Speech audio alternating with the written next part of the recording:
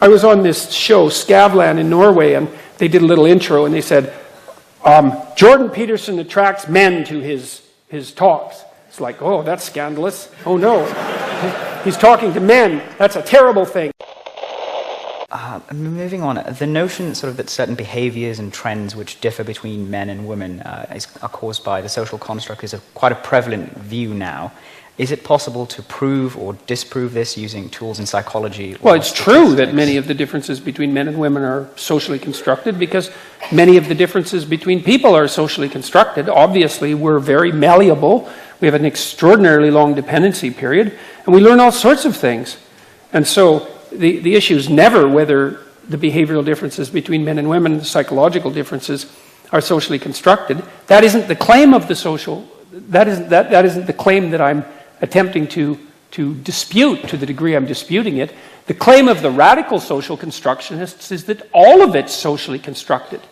Well, that's wrong. It's simply wrong.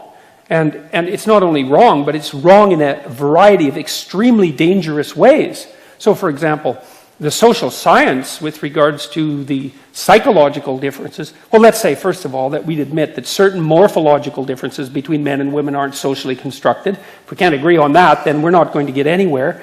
And then some more subtle biological differences on top of that. And then we might say, well, biological differences shade imperceptibly into psychological differences, since the psyche has a biological grounding. And so there's going to be psychological differences that are influenced by biology. And what are they? Well, we know what they are. There's temperamental differences between men and women, according to the best psychometric instruments we have for assessing personality, which are among the most reliable and valid measures in all of the social sciences. And those differences are not overwhelming, but they're significant. And not only that, and this is the crucial, absolutely crucial issue, as your culture becomes richer and more egalitarian, those differences grow. And so what that means technically is that you cannot have equality of opportunity between men and women and equality of outcome. It's not possible. And as far as I'm concerned, the science on that is virtually settled. There was a paper published in Science last week.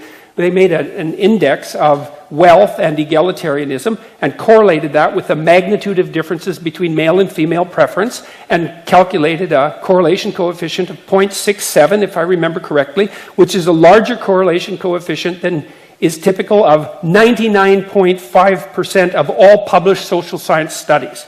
Right, large sample, and it was the third replication of the same phenomenon in the last month.